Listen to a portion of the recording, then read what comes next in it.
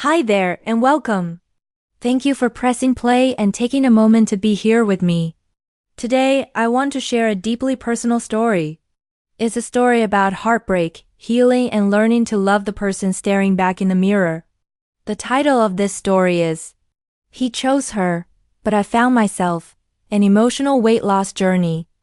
If you've ever felt like you weren't enough, if you've ever been left wondering what went wrong, then this story might feel familiar. And hopefully, it'll also remind you, like it reminded me, that healing begins not with someone else's love, but with rediscovering your own. So take a breath, get comfortable, and let's begin. The chipped porcelain mug warmed my hands, but the lukewarm tea did little to soothe the icy grip of anxiety clenching my chest. Outside, the Seattle rain hammered against the window, mirroring the relentless storm inside me. He chose her. 3 simple words, yet they carry the weight of 1,000 unspoken insecurities, each one a tiny barb digging deeper into my soul. He chose Clara, the vibrant, effortlessly graceful yoga instructor with a smile that could melt glaciers over me, Emily Carter, the somewhat overweight, chronically stressed marketing assistant who found solace in late-night pizzas and reruns of comfort TV. The irony wasn't lost on me. He, Mark, a dedicated marathon runner and health enthusiast, opted for the embodiment of wellness over me. It wasn't just about the rejection, although that stung like a swarm of bees. It was about the confirmation of my deepest, darkest fear, that I wasn't enough. Not thin enough, not healthy enough, not good enough. Mark and I had been together for 2 years. 2 years of shared laughter, late-night talks, and a comfortable, if somewhat predictable routine. I loved him. I genuinely did. And I thought, foolishly perhaps, that he loved me too. He'd always been supportive, encouraging me to join him on his runs, which I attempted, albeit with considerably less enthusiasm and significantly more panting, suggesting healthy recipes, which I occasionally tried, before inevitably succumbing to the siren call of takeout, and gently nudging me towards a healthier lifestyle. Looking back, I realized those nudges weren't always gentle. Sometimes they felt like shoves. He never explicitly criticized my weight, but the unspoken comparisons were always there, hanging in the air like a thick fog. Clara had always been in the picture, a peripheral figure in Mark's life. They'd met at a yoga retreat a few years before we started dating and remained friends. Friendly workout buddies, he'd called them. I tried not to be jealous. I told myself it was just a friendship. But deep down, a tiny voice whispered doubts, fueled by my own insecurities and a growing awareness of the disparity between us. The breakup was swift, brutal, and delivered via text message. Emily, I've been doing a lot of thinking. I don't think we're compatible anymore. I'm seeing Clara. I'm sorry. The sheer audacity of it, the cold, clinical efficiency left me reeling. I spent the next few days in a haze of self-pity, fueled by copious amounts of ice cream and a never-ending stream of sad songs. I called in sick to work, canceled all my plans, and retreated into the comforting darkness of my apartment. My best friend Sarah tried to stage an intervention, but I brushed her off, insisting I just needed time to wallow, and wallow I did. I replayed every moment of our relationship in my head, searching for clues, for signs I'd missed, for any indication that this was coming. I dissected every conversation, every gesture, every fleeting expression on Mark's face. I blamed myself, of course. If I'd just been thinner, healthier, more like Clara, maybe he wouldn't have left. Maybe I could have held on to him. Maybe I was simply unlovable. The turning point, as it often does, came unexpectedly. I woke up one morning, after a particularly tearful night, feeling utterly depleted. My head throbbed, my eyes were swollen, and my stomach churned from the sheer volume of junk food I'd consumed. I looked in the mirror and barely recognized myself. The person staring back was a shadow of who I used to be, a pale, puffy, defeated version of Emily Carter. And in that moment, something shifted. A tiny spark of defiance flickered within me. I was tired of feeling sorry for myself. I was tired of letting Mark's rejection define me. I was tired of hating my body. It wasn't about getting Mark back. It wasn't about becoming Clara. It was about reclaiming myself, about finding my own strength and happiness, about proving to myself that I was enough. The first step was small, almost insignificant. I threw out the remaining ice cream. It felt symbolic, a farewell to the self-pity party. Then, I did something I hadn't done in months. I went for a walk. The rain had stopped, and the sun was peeking through the clouds. The air was crisp and clean, and the scent of wet earth filled my lungs. As I walked, I started to notice things I hadn't seen before.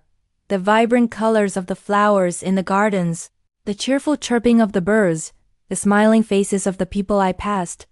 It was as if the world had been muted and someone had finally turned up the volume.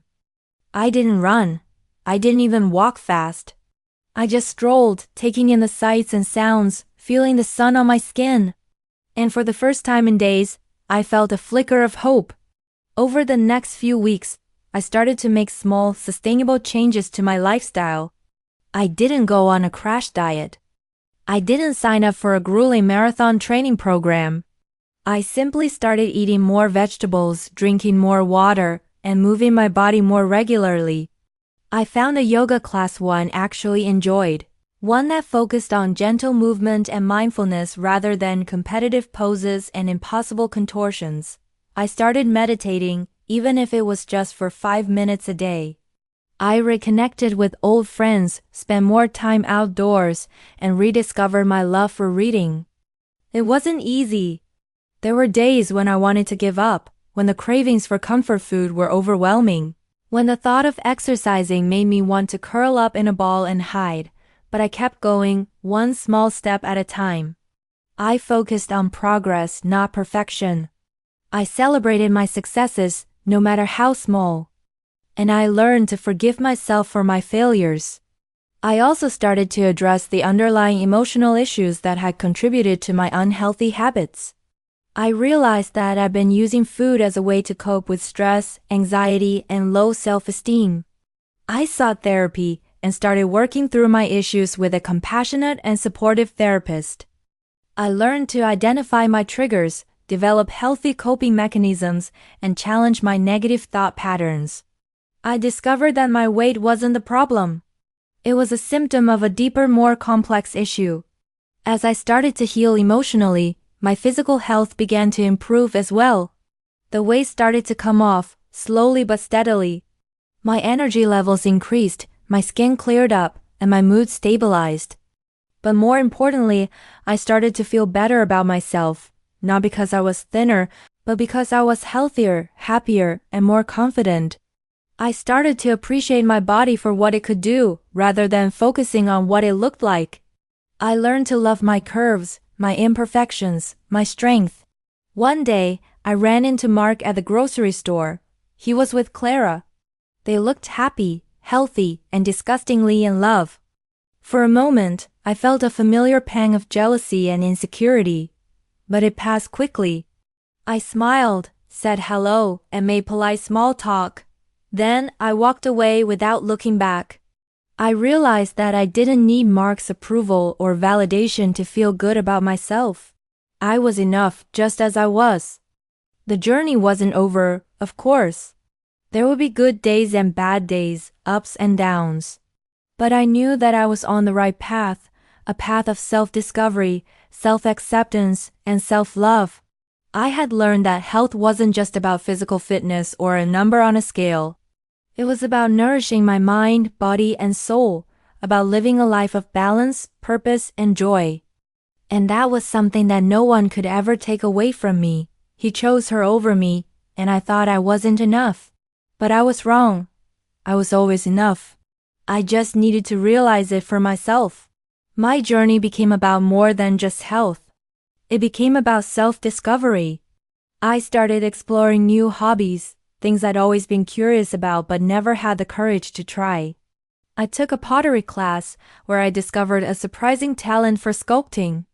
I joined a hiking group and explored the stunning natural beauty of the Pacific Northwest.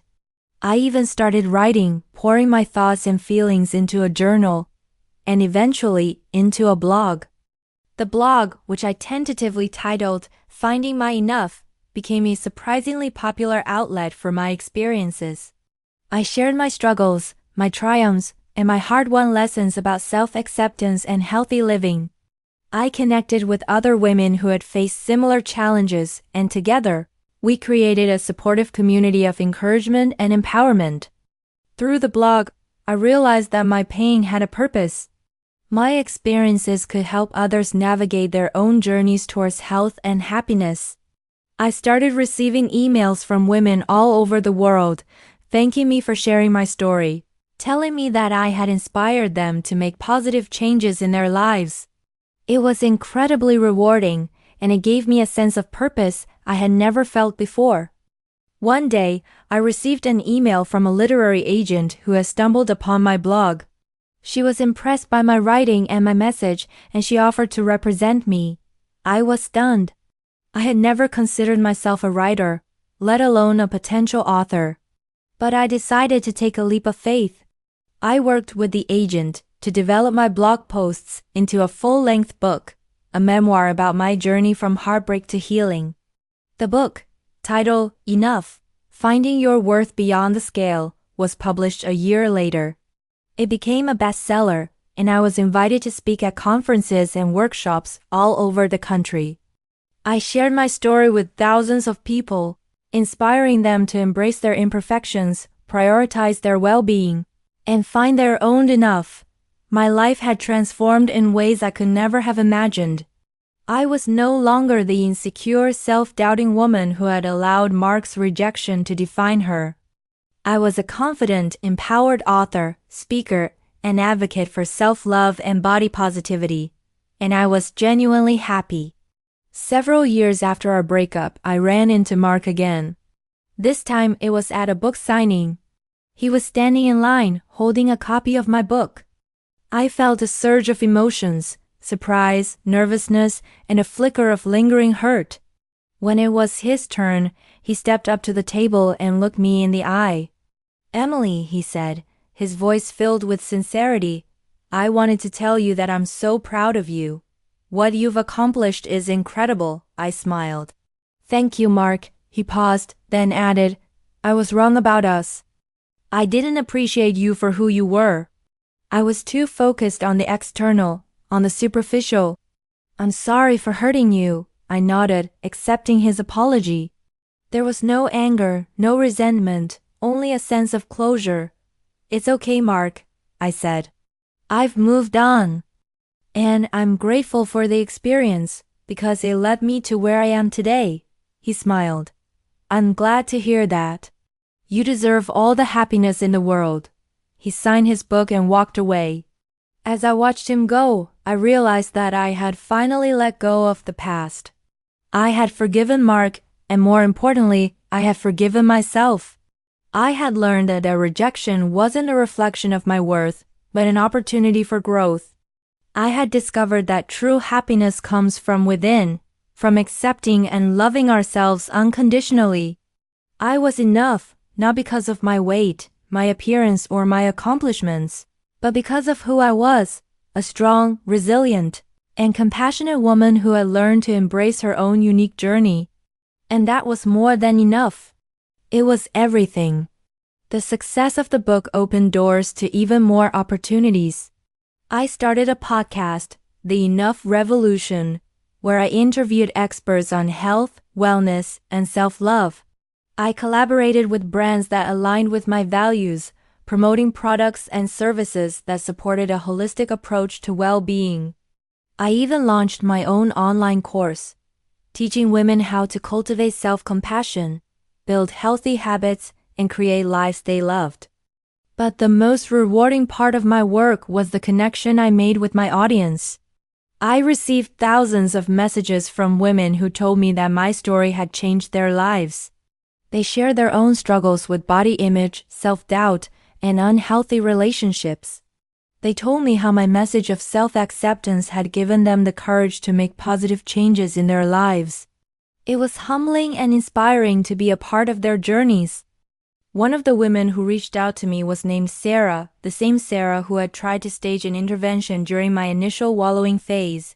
She confessed that she had been struggling with her own body image issues for years, and that my book had finally given her the push she needed to seek help.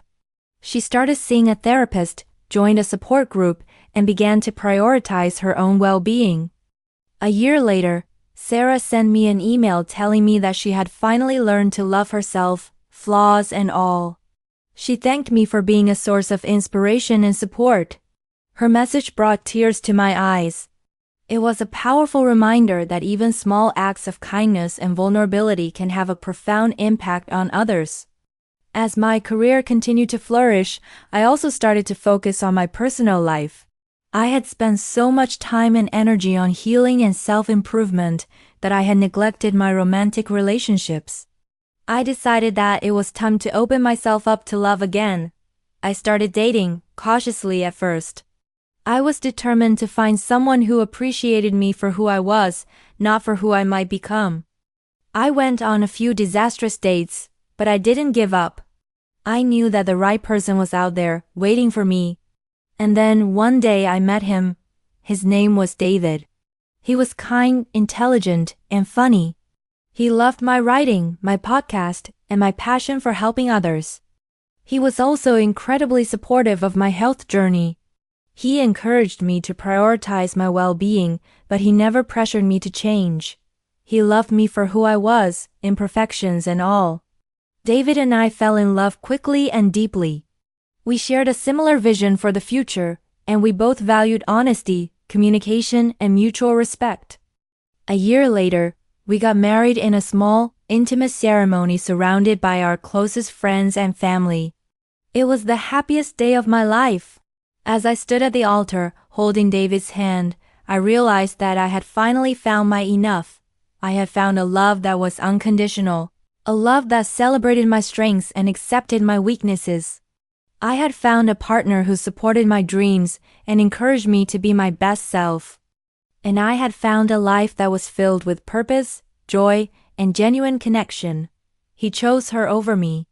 And in the end, it was the best thing that ever happened to me. It led me on a journey of self-discovery, self-acceptance, and self-love. It taught me that I was enough, just as I was. And it showed me that true happiness comes from within, from embracing our imperfections, prioritizing our well-being, and living a life that is authentic and meaningful. My story doesn't end there, of course. Life is a continuous journey of growth and evolution. There are still challenges to overcome, obstacles to navigate, and lessons to learn. But I now have the tools and the resilience to face whatever comes my way. I have learned to prioritize my mental health, to set healthy boundaries, and to cultivate a strong support system. I have learned to forgive myself for my mistakes, to celebrate my successes, and to embrace the present moment. I have learned to love myself unconditionally, flaws and all. And that, I believe, is the key to a happy, healthy, and fulfilling life. So, if you are reading this and struggling with your own self-worth, please know that you are not alone. You are enough, just as you are. You are worthy of love, respect, and happiness. Don't let anyone tell you otherwise. Embrace your imperfections, celebrate your strengths, and live a life that is authentic and meaningful. The journey may be challenging, but it is also incredibly rewarding. And I promise you, if you keep moving forward, one small step at a time, you will eventually find your own enough. And when you do, you will realize that it was always there, waiting for you to discover it. Because you are enough. You always have been. And you always will be. Thank you so much for listening. If this story resonated with you, even in the smallest way, I hope you carry this reminder with you. You are enough, not someday. Not if you change. But right now, exactly as you are. If you enjoyed this story, please consider sharing it with someone who might need to hear these words today.